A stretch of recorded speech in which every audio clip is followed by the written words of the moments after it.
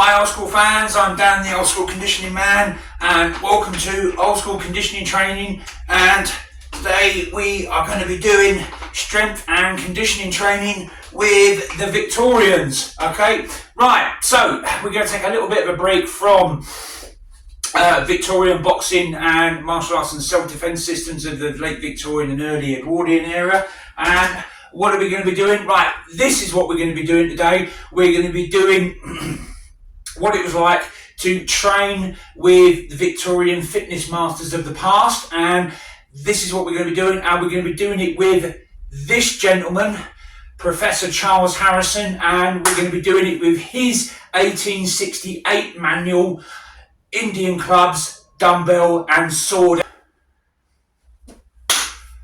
Right, why have I chosen to single out Charles Harrison and use his book of 1868, Indian Club, Dumbell and Sword Exercise, to talk about fitness, strength training and strength and conditioning training in the Victorian era? Right, because there was loads of other Victorian fitness masters, and they all wrote equally good books.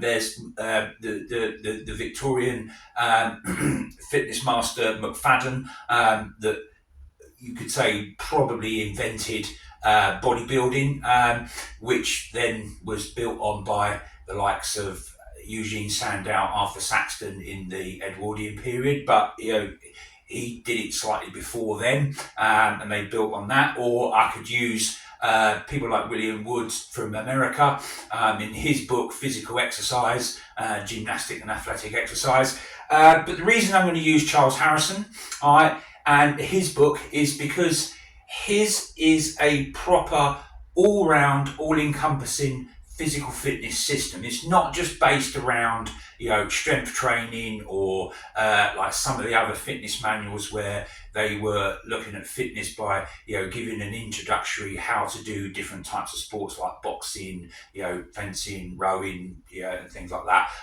His book is really just about strength and fitness training and strength and conditioning training. Okay, and that's why we're going to use it, because it uses four components. Okay, there's a cardiovascular element to it, which in Victorian era they called pedestrianism. Okay, and it's highly effective. It's walking rather than running, but just because it's walking, don't think it's going to be easy, because it's not a hands in your pockets, just a mince down the road. Okay, he says in his manual that the pedestrianism, your aim is to be doing a 5-mile walk in under an hour. Okay, there's no running in that, it's a walk. Okay, so that equates to 12 minutes per mile. Okay, and that is hard work. All right, but it's great because it doesn't require any equipment. You don't need a gym membership to do it. Okay, you can just get out in the outdoor world and engage in real physical fitness. And if, like me, you can't run anymore, because I used to do a lot of running and my Achilles tendons are shot, so I can't run anymore, but it still gives me an opportunity to get out and do some meaningful cardiovascular fitness training, okay, which gets my heart into the cardiovascular fitness training zone of around about 70 to 80% of my maximum heart rate. It gives your muscles of your legs a very different workout to running. Okay, so that's one of the reasons why. And also it's got a great strength and strength endurance element into it in his use of dumbbells. And he uses dumbbells using the English and French method of dumbbells. Okay. Now, his dumbbell method, the English and French dumbbells, are very different to how we do dumbbell training today, and this is why I thought we'd have a look at it, because it's a very different way of training. All the exercises are done for, you'll train the whole body, but they're all done from the standing up position, because in 1868, gym benches and exercises like the bench press and things like that weren't invented. The bench press wasn't invented until 1905. So, like I'll give you an example, which you'll see. The pectoral fly is done from a leaning back position, like that. So you're still taking your pectoral muscles through their primary range of movement, but because you're having to lean backwards when the arms come down, the muscles of the upper back and scapular muscles, and also your hyperextensor muscles of your lower back are under much more massive contraction. Okay, so you're getting a little bit more bang for your buck. The other exercises are not exercises you'll regularly see people do in gyms today. Some that you'll recognise, some you won't. So it makes for quite an interesting and actually quite hard dumbbell training workout. And also as well, I've chosen it because it can be done by anyone of any fitness standard, whether they've never done any weight training or any fitness training before, or if you're actually quite a highly experienced weight trainer. Okay, you'll find this very different, okay, and quite hard, because you're only doing one set of each of the 10 exercises for the dumbbell strength training element in Charles Harrison's book, but you're doing 55, well, you're working up to 55 reps. So you start off with a very light dumbbell to get used to the exercises, because they're not to be done fast, because Professor Charles Harrison says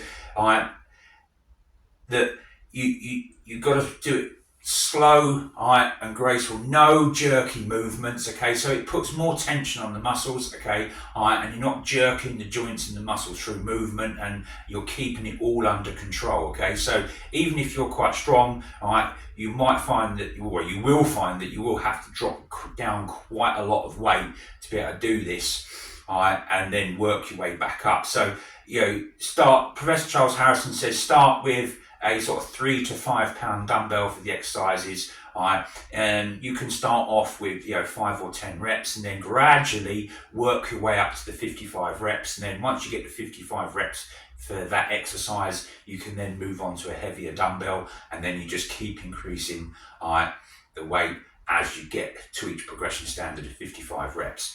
As I said, there's 10 exercises that will work the entire body, okay, and interestingly as well, like I said, there's exercises in there that will be unfamiliar, especially with the French method of dumbbell, okay, because with that, you're actually using what we would commonly call nowadays a barbell, okay, but the French method of dumbbell was using something like that, and they would weigh anywhere between 10 pounds and upwards, okay, but we're going to use a 20 kilogram barbell, and it's a one-handed overhead lift from your floor where you're using your entire body, and it's really hard. It's hard on the upper back muscles, okay, it's hard on the legs, you're absolutely working hard as well, okay.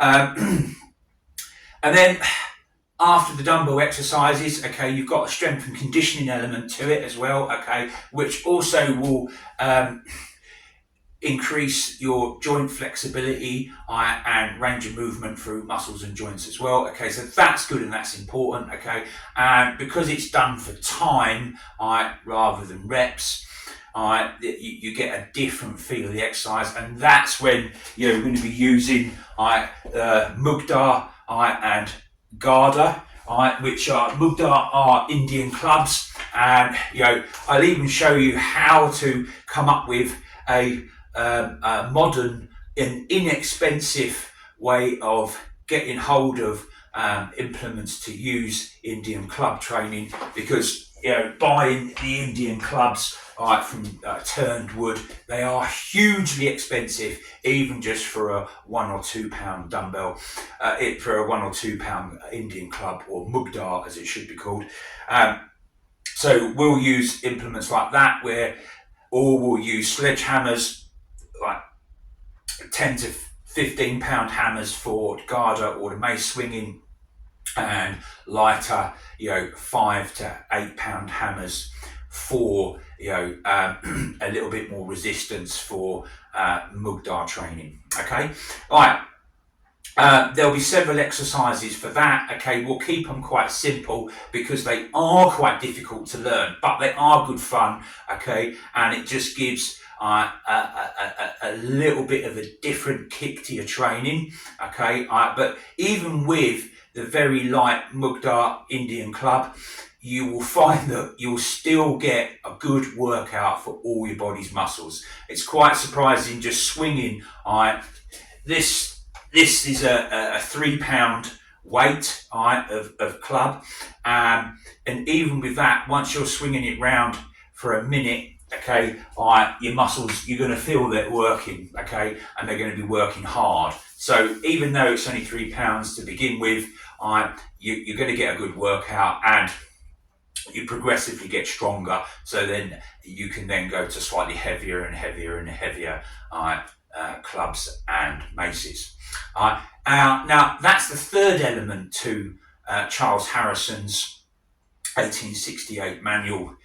Indian clubs, dumbbell. Okay, so the fourth one, and because it's a Victorian physical fitness and training manual, okay, is sword exercise. Okay, as was in pretty much all Victorian fitness training systems. Okay, now if you haven't got a sword and you've never done any sword training before, okay, it's another good way of doing some functional fitness training, and it is quite hard actually on the body, okay, once you get into it. And I'll do in a latter part, some just how to do some basic cuts and some sword exercises to get you started.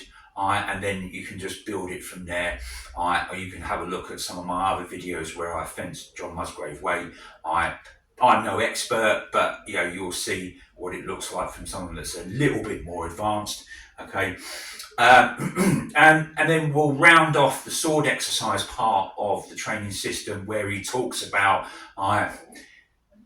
which every Victorian sword system talked about is the assault of arms, and it's basically feats of strength with a sword. It's pretty cool. It's basically cutting stuff in half with a sword. Okay, we're not going to do it because it involves cutting a whole sheep's carcass in half. A leg of lamb, a lead bar. But what we'll do is I've got some photos of drawings of people doing it, so we'll talk through that. Right. Okay. So that's really the four elements to the training system. Right. So today is part one of this 4-part. Right. And today's really an introduction to what's coming forward over the next 3 videos after this. Okay. Right. So who was Professor Charles Harrison? Right. Charles Harrison was an Englishman. He'd obviously spent a lot of time in India because that's where he learned how to swing Mugdar and the Garda Indian Club and Indian Mace. The Victorians didn't invent dumbbells and they didn't invent the clubs. Okay, club swinging and Persian mills and mace swinging has been around in places like India and Persia for over 1,000 years. Okay, and in India, strength training, club swinging, and wrestling was a massive part of Indian physical culture, and it still is today, actually. But that's where he learnt it. Okay, and although predominantly in his manual he does say that the best form of strength training is swinging heavy clubs, but he does also say that dumbbell training for strength is very important and goes well together with Mugdar and Garda training. Right, so that's another reason why I've picked his book. And then he came over while he was in India. He made a lot of money because he got very good at it. Because in 1866 he was widely regarded as the strongest man in the world. Okay, and as you can see from the picture, he's a fairly big unit. I mean, bodybuilders and strongmen today are a lot bigger, but they eat a lot more, and they're on a lot of drugs. He wasn't, but if you was to put him up against a normal person of Victorian, era, he would be seen to be a lot bigger.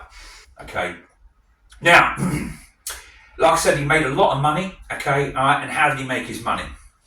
He made his money by teaching, Mukta and Garda training, and he taught Indian princes. He taught members of European royal families, and the rich and well-heeled members of European Victorian society. He used to give public demonstrations in Hyde Park, and he also used to. I don't know if it was his gym, but there was a gym in Leicester Square where he would give demonstrations on club swinging and strength training. I don't think it was his. I mean, it might be his. If someone can come up with proof that it was his gym, then put it down in the comments. Then that's fine. But he was making enough money, teaching royalty, Indian princes, and the well-heeled members of European society of this sort of training. He didn't really need his own place. So I think probably he was paid by the owner of that establishment to come over and give demonstrations, because it would suck in a huge crowd to come and see such a widely well-known and popular figure of his time. Okay, to round up part one of Charles Harrison's Indian Club, Dumbell and Sword Exercise manual of 1868, which is really just the introduction to the whole 4-part series I'm doing about him and his training system. So in this part one, we've looked at what the training system consists of, the 4 parts it breaks down into, and how it encompasses an entire, physical fitness, strength and conditioning training, and a bit of a sport element to it as well, and like I said, the Victorians, didn't invent, Indian clubs and mace swinging, Mukta and Garda, because that came from India and Persia, which, like I said, had been done for well over 1,000 years. And they didn't invent dumbbells either. Dumbbells have been around for millennia. There's pictures of Greeks in the original Olympics using, not dumbbells as we know them today, but the stuff that look pretty. You can see that it is a dumbbell. So dumbbell training's been around. The English method of dumbbell has been around since the early 1800s and probably into the late 1700s. But what they did invent, was what is now considered to be, the modern fitness craze. And the Victorians did invent that, and they pushed it out, Fun fitness fact, the very first piece of mail order home fitness equipment, it wasn't the ball worker, it was the Ranlar, and you could even say it was the forerunner to the modern day suspension trainer and TRX, in 1854, certainly mid 1850s. It was advertised for a piece of home training equipment. Basically, it was a wood or metal bar, and on galvanised rubber bands, which can be fixed in onto in a doorway at home. And it was designed and it was marketed, for the whole family to use for invigoration of strength and fitness and well-being, whether it be children, the wife, or the husband, and it to be used at home. So the Victorians were well ahead of their time. Another thing that I want to talk about as well is before we round up this episode is I trained this system for last year. I started it in around May, and I did it for 20 weeks. Okay, and I wanted to see sort of how Victorian and Edwardian fitness systems, this one being a Victorian fitness system, stacked up against modern scientific training methodology, principles, and science. Okay, and what I found was it stacks up incredibly well, and it still holds water today. Okay, and it's still effective today. Okay, it's still just as effective as a lot of much more modern systems. Okay, they might not, Harrison didn't have the scientific knowledge that modern, physicians and fitness experts and the fitness industry have today. Okay, but it proves that just by years of training and training people, okay, he understood, progressive resistance, progressive overload, the effects of overtraining on the central nervous system, and how it will decline the body's response and ability to exercise. Okay, because that's clearly stated in the manual. Because he says when you're doing the dumbbell strength exercises and the Indian club exercises, is you start off with a lightweight, and even when you go on to heavier weights, and he says that if you work this system through long enough, you'll be able to heft around a pair of 70-pound dumbbells with ease as if they were nothing. Now, I didn't get quite that far, okay, but what I did find, okay, with the strength training element of it, although I had to go down quite a bit of weight, because like I said, 55 reps as your progression standard before moving up a weight in dumbbell.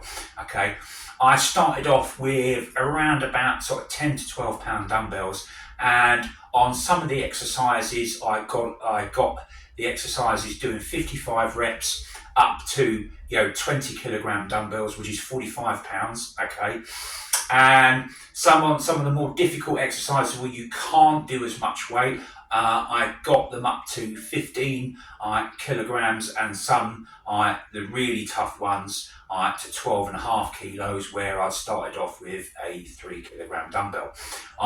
The pedestrianism part of it, the cardiovascular system part of it, I found was excellent, and actually still holds water again today, even up against modern training methods in modern gyms using modern fitness equipment. And the benefit of this system is pedestrianism, because it's walking. You don't require a gym. All you got to have is a pair of shoes and some clothes to get out and walk outside.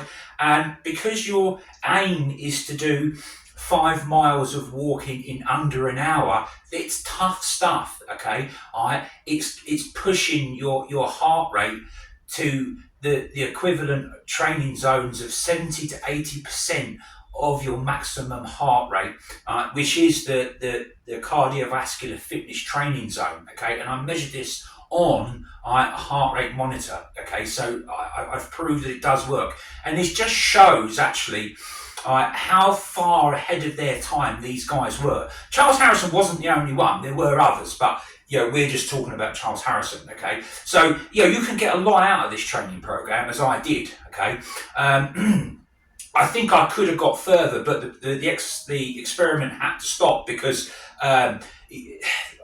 weight training I can't really do anymore, because I have a central nervous system disorder that it interferes with. But that's another story. It's being in Her Majesty's Armed Forces for 15 years and fighting most of this country's wars, for 15 years takes a toll on your body, and so that's why it stopped at 20 weeks. It's just because the medication I take, it just played havoc with my underlying condition, so it had to stop. But within the 20 weeks, I found that I got a good level of strength progression.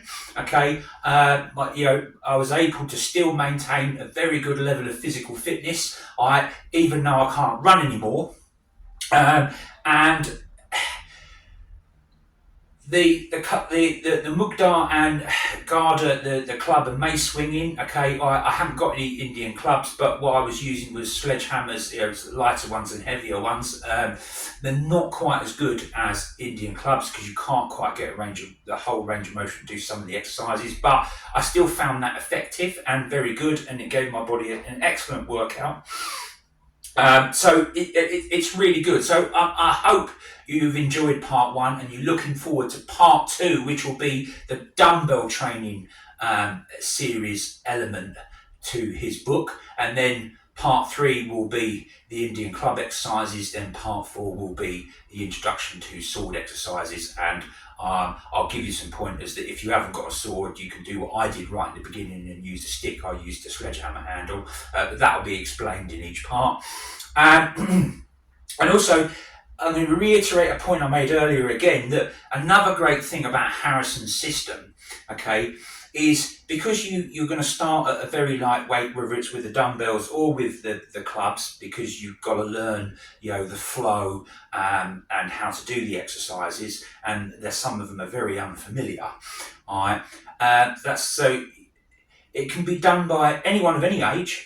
Okay, any fitness ability, even if you're rehabbing an injury, like I was when I did it. Okay, I was still able to progress through fitness, strength and conditioning, and it gave me functional fitness benefits. Okay, which a lot of training systems of today don't do. They get you very fit to be fit in the gym, but a lot of today's modern training methods don't move your fitness to be practical outside of the gym. So, right, that's it for this one. Okay, I hope you've enjoyed the video. Okay, I've enjoyed sharing my knowledge of Charles Harrison's excellent training system. One last thing I will say about it is, another great thing about it is you can either do it as a complete workout system, or if you just want to take a part of it, if you're only just interested in Indian clubs, you can have a look at some beginner Indian club exercises and